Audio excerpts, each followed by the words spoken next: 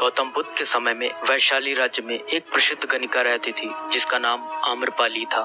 वह बहुत सुंदर थी और उसे नगर वधु घोषित किया गया था, यानी पूरे शहर की पत्नी। आम्रपाली इतनी सुंदर थी कि उसके महल के द्वार पर सदा सोने के रथ खड़े रहते थे। यहाँ तक कि महान राजाओं को भी उससे मिलने के लिए इंतजार करना पड़ता था। वह केवल एक वैश्या थी, लेकिन वह इतनी अमीर हो गई थी कि वह राज्य खरीद सकती थी। आम्रपाली का शरीर जितना सुंदर था, उससे कहीं अधिक सुंदर उसकी आत्मा थी, जो सच्चे प्यार के लिए तरसती थी। क्योंकि आम्रपाली खुद से वैश्या नहीं बनी थी, उसे जबरदस्ती राजा ने वैश्या बनाया था। आम्रपाली के वैश्या बनने के पीछे एक कहानी है, जिसे मैं किसी वीडियो में आपके साथ जरूर साझा करूंगा।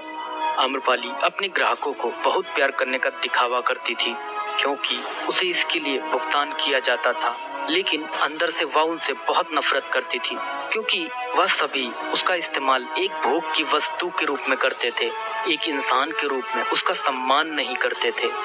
एक दिन आम्रपाली अपने महल की बालकनी में खड़ी थी।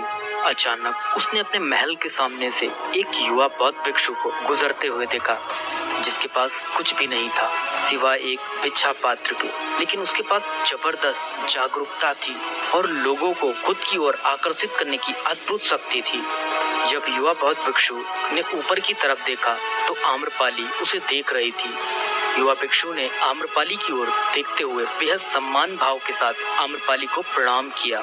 आम्रपाली एकटक उस युवा भिक्षु को देखती रही और पहली बार आम्रपाली के हृदय में प्रेम का उदय हुआ था, क्योंकि पहली बार किसी ने आम्रपाली को सम्मान की नजरों से देखा था। किसी ने पहली बार उसे इंसान होने का एहसास दिलाया था।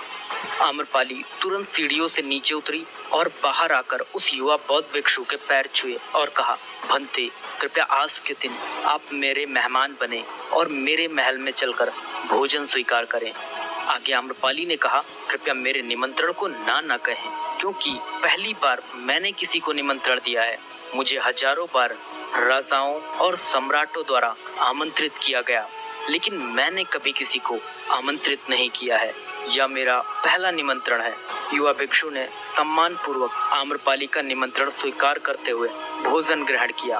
भोजन देने के बाद आम्रपाली ने कहा, भंते, आज से 3 दिनों के बाद बारिश का मौसम शुरू होने वाला है, जो कि अगले 4 महीनों तक रहेगा, और मैं आपको अपने घर में 4 महीने रहने के लिए आमंत्रित करती हूँ। आने वाले 4 महीनों के लिए यह महल आपका आश्रय होगा। मैं आपको पूर्ण रूप से आश्वस्त करती हूँ कि मैं किसी भी प्रकार से आपके ध्यान की बाधा नहीं बनूंगी, बल्कि मुझसे जितना हो सकेगा आपके ध्यान की सुविधाओं को सुगम बनाने का प्रयास करूंगी। दरअसल बौद्ध भिक्षु साल के 8 महीने गांव-गांव घूमकर बौद्ध धर्म का प्रचार करते हैं और 4 महीने वह एक ही स्थान पर रहते हैं जहां उन्हें आश्रय मिल जाता है। युवा बौद्ध भिक्षु ने कहा, माफ कीजिएगा देवी, लेकिन इस विषय में मैं स्वयं निर्णय नहीं ले सकता। मैं आपके प्रस्ताव के विषय में बुद्ध से पूछूंगा।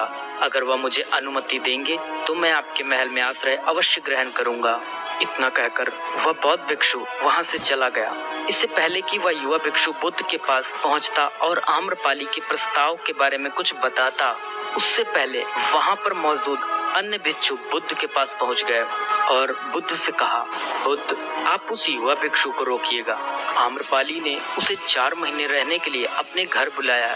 आम्रपाली एक वैश्या है और एक भिक्षु एक वैश्या के घर में 4 महीने रहे, यह सही नहीं है। इससे हमारे संघ में गलत संदेश जाएगा। बुद्ध ने कहा, कृपया आप लोग शांत हो जाएं और उस भिक्षु के आने की प्रतीक्षा करें। थोड़ी देर बाद वह युवा भिक्षु बुद्ध के पास आया, बुद्ध के पैर छुए और उन्हें पूरी कहानी सुनाते हुए कहा, बुद्ध, नगर की एक आम्रपाली नाम की महिला ने मुझे बारिश के 4 महीने अपने घर पर रहने के लिए आमंत्रित किया है। मैंने उसके निमंत्रण का अभी कोई जवाब नहीं दिया। मैंने उससे कहा है कि अगर आप मुझे उसके घर रहने की आज्ञा देंगे तभी मैं उसके घर पर रहने के लिए आऊँगा। अतः बुद्ध, आप जो कहेंगे मैं वही करूँगा। उस युवा भिक्षु ने आम्रपाली के विषय में वैश्या शब्द का प्रयोग न करते हुए केवल महिला शब्द का प्रयोग किया। बुद्ध ने उस युवा भिक्षु की आंखों में देखा और कहा, तुम रह सकते हो। तभी अचानक बूढ़ा भिक्षु खड़ा हुआ और बोला कि बुद्ध, यह सही नहीं है। यह युवा भिक्षु एक सच्चाई छुपा रहा है।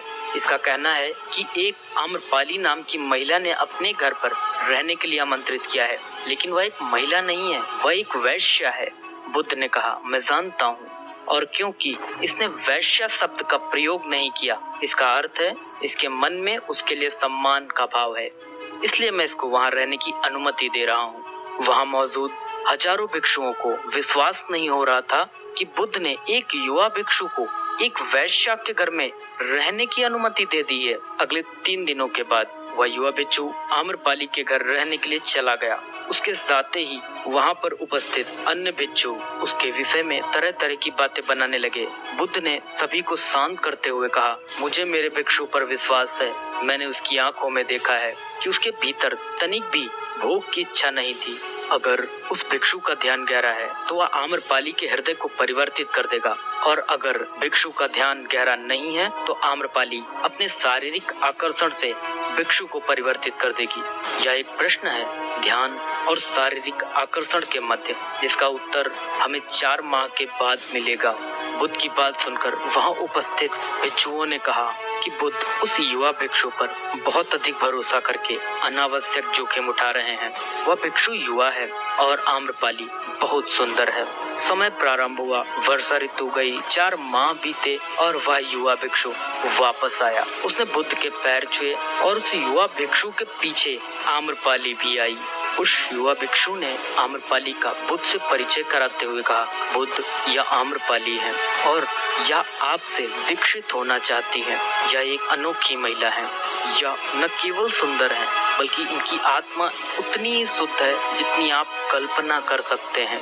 आम्रपाली ने बुद्ध के पैर छुए और कहा, मैं पहली बार देखने भर से इस युवा भिक्षु से प्रेम करने लगी थी, इसलिए मैंने इस युवा भिक्षु को अपने सौंदर्य से कई बार आकर्षित करने का प्रयास किया, लेकिन मैं पूर्ण रूप से असफल रही।